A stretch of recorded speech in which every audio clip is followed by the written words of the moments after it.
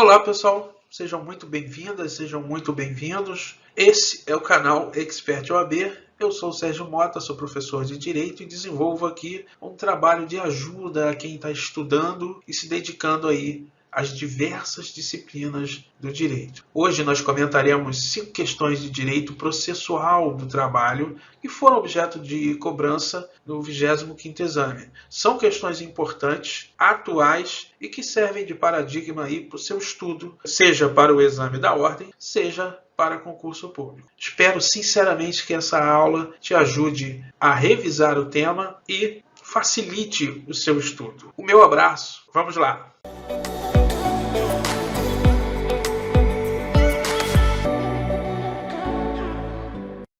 Vamos lá, pessoal. 5 questões de direito processual do trabalho no 25º exame. Prova tipo 1 branca. Silvio contratou você como advogado para ajuizar a ação trabalhista em face do empregador. Entretanto, na audiência, o juiz constatou que não havia procuração nos autos. Diante disso, você requereu que fosse efetivado o registro em ata de audiência no qual Silvio o constituía como procurador. Na própria audiência, Silvio anuiu com o requerimento. Com base na hipótese narrada nos termos da CLT, assinar a afirmativa correta.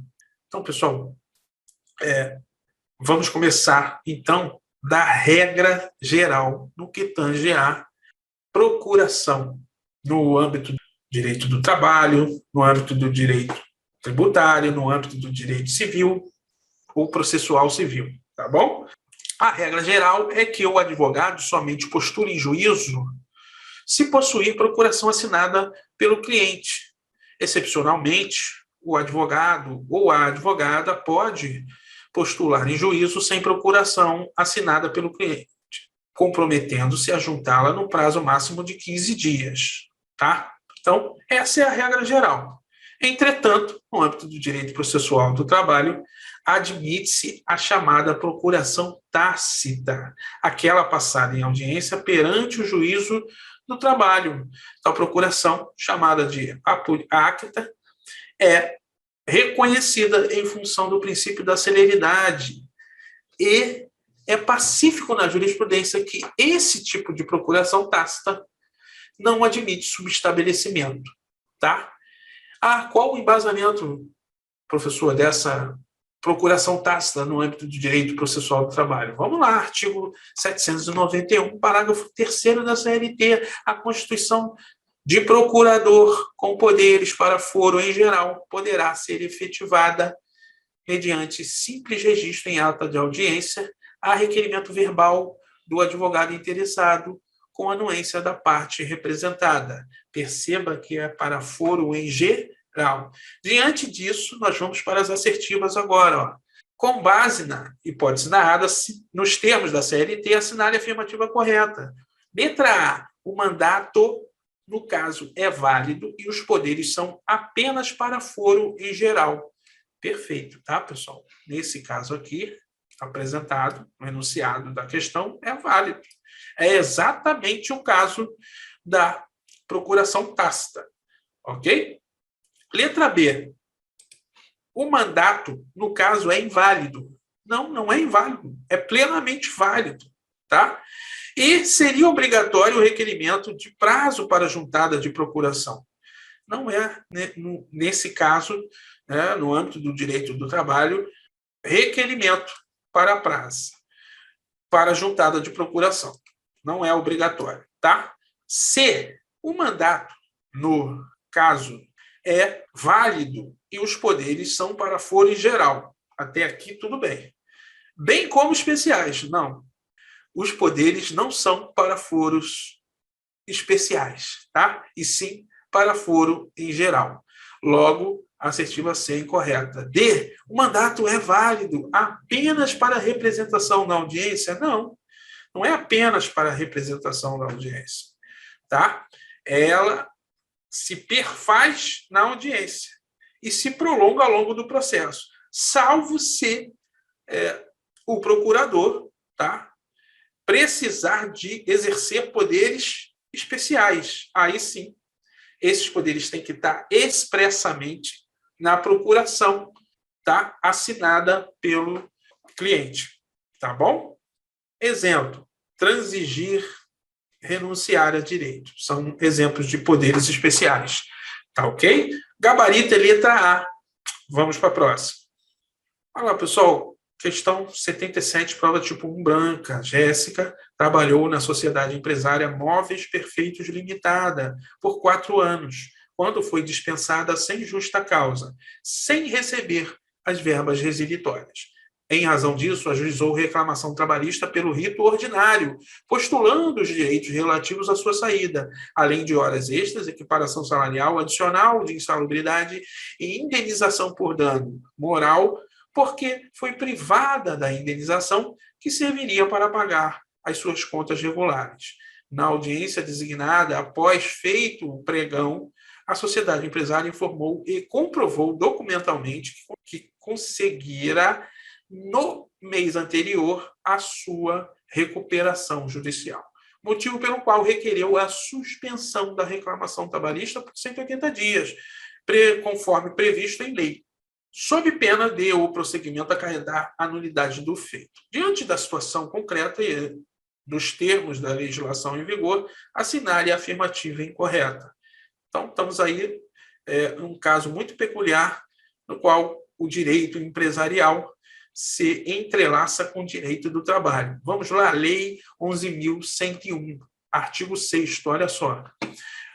A decretação da falência e o deferimento do processamento de recuperação judicial implica 1. A suspensão do curso da prescrição das obrigações do devedor sujeitas ao regime desta lei.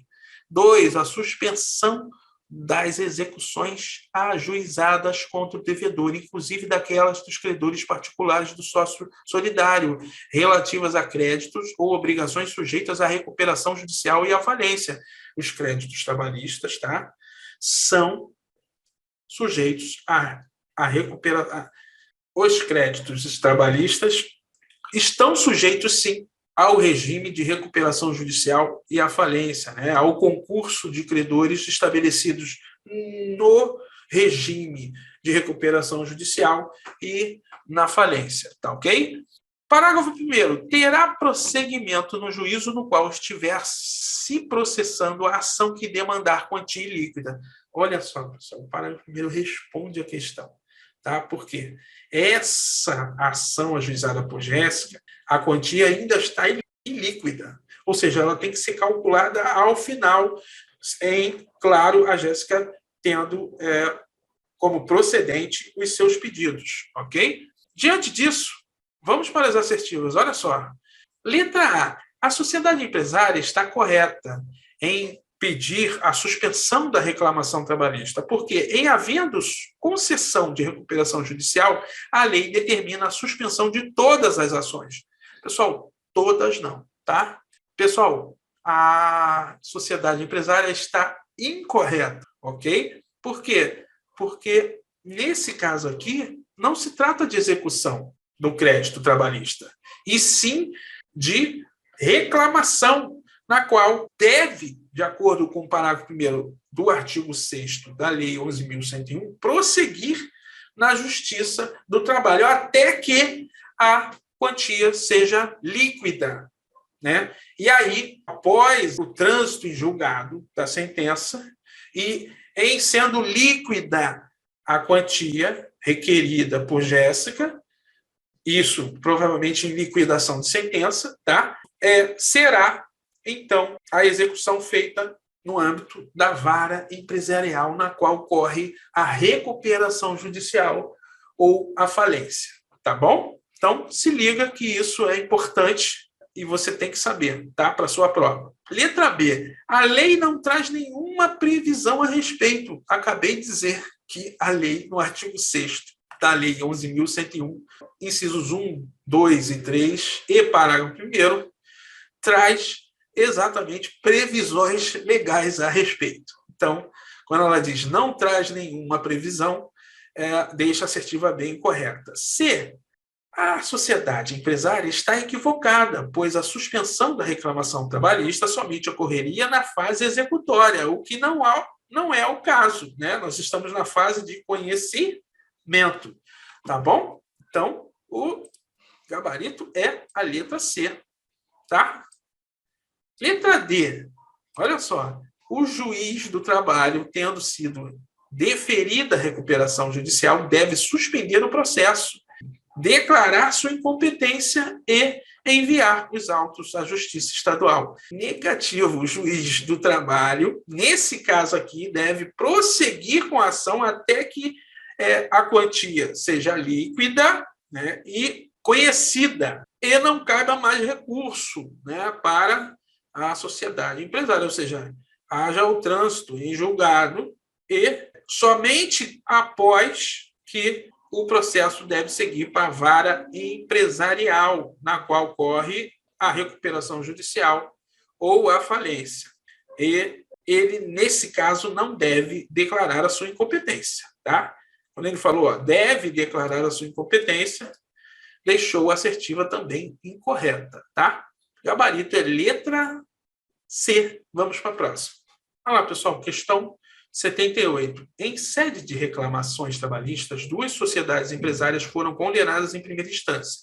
A Massa Falida de Calçado Soladura Limitada e Institutos de Seguros Privados do Brasil, sociedade empresária em liquidação extrajudicial. Acerca do depósito recursal, na qualidade de advogado das empresas, você deverá... Então, pessoal, ó, questão que trata de pressupostos recursais extrínsecos, tá? Mais especificamente, o preparo e o depósito recursal, tá? E, professor, o que é depósito recursal? Olha, o depósito recursal é um pressuposto recursal objetivo dos recursos trabalhistas. Tem fundamento no 899 da CLT, especificamente do recurso ordinário, do recurso de revista, do recurso de embargos e do agravo de instrumento. Isso significa que, se ele não for realizado, o recurso interposto será considerado deserto, isto é, não terá seu mérito analisado. Tá? Vamos dar uma lida aqui no 899, ó, da CLT. Os recursos serão interpostos por simples petição e terão efeito meramente devolutivo, salvo as exceções previstas nesse título, permitida a execução provisória até a penhora. Sendo a condenação de valor até 10 vezes o salário mínimo regional nos dissídios individuais, só será admitido o recurso, inclusive o extraordinário, mediante o prévio depósito da respectiva importância.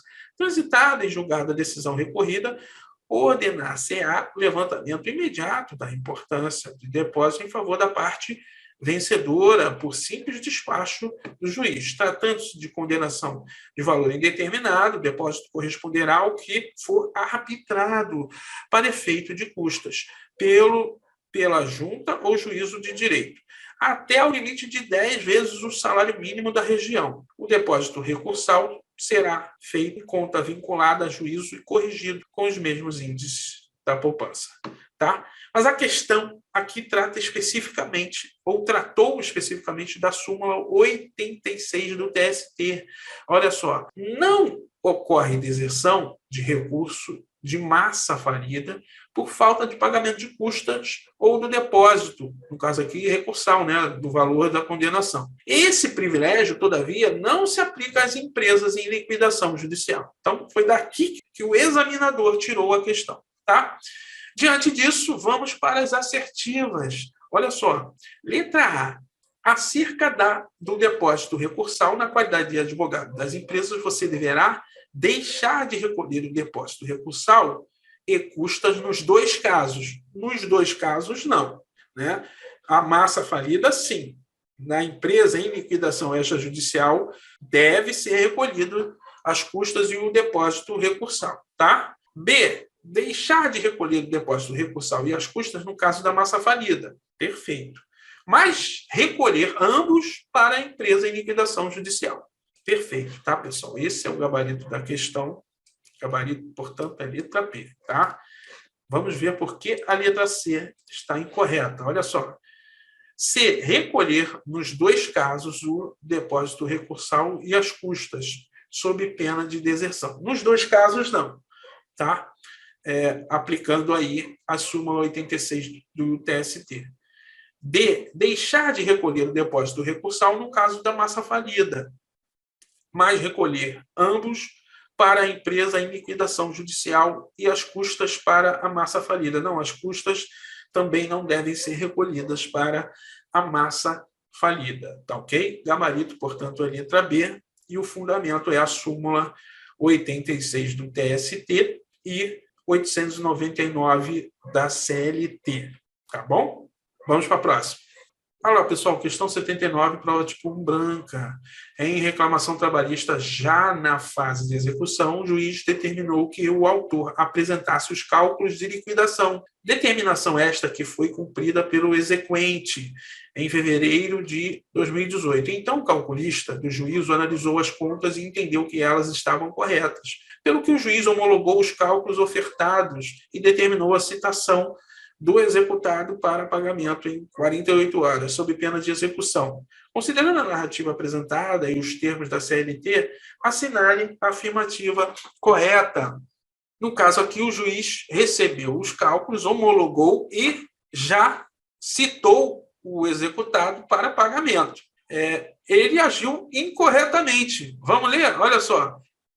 Artigo 879, parágrafo 2º da CLT. Olha só, elaborada a conta e tornada líquida, que é o caso aqui, né? O juízo deverá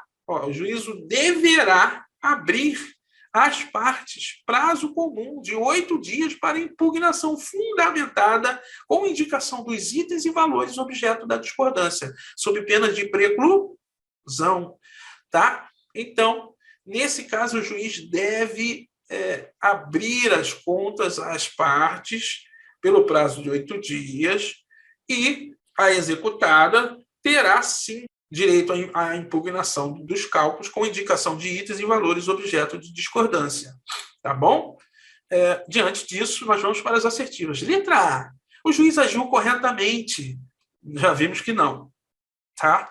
Que ele mandou para o pau direto, né? Contrariando o artigo 879, parágrafo 2º da CLT. Letra B. Equivocou-se o magistrado. Perfeito. Porque deveria obrigatoriamente conferir vista dos cálculos ao executado. Perfeitíssimo, né, pessoal? Gabarito aqui, sem sombra de dúvidas, é a letra B. Tá? C. Uma vez que o juiz do trabalho tem amplo poder de direção e controle do processo, sim, ele tem. Tá? Mas esse amplo poder de direção e controle é limitado pela lei processual, tá? Sua decisão está amparada na norma cogente. Não, vimos que a norma cogente diz que ele deverá abrir prazo de impugnação dos cálculos no caso em comento, tá? D. O juiz tem a faculdade de abrir vista ao executado por 10 dias. Tem a faculdade, não. Tá? Ele tem o dever. Então, aqui, ó, a faculdade deixou errado. E o prazo não é de 10 dias, é de 8 dias, tá bom? Gabarito, letra B. Vamos para a próxima. Olha lá, pessoal, questão 80, prova tipo 1 branca. Em determinada vara do trabalho foi prolatada uma sentença que, após publicada, não foi objeto de recurso por nenhum dos litigantes. 15 meses depois, uma das partes ajuizou ação rescisória perante o Tribunal Regional do Trabalho local, tendo o acórdão julgado procedente o pedido da ação rescisória. Ainda inconformada, a parte deseja que o TST aprecie a demanda.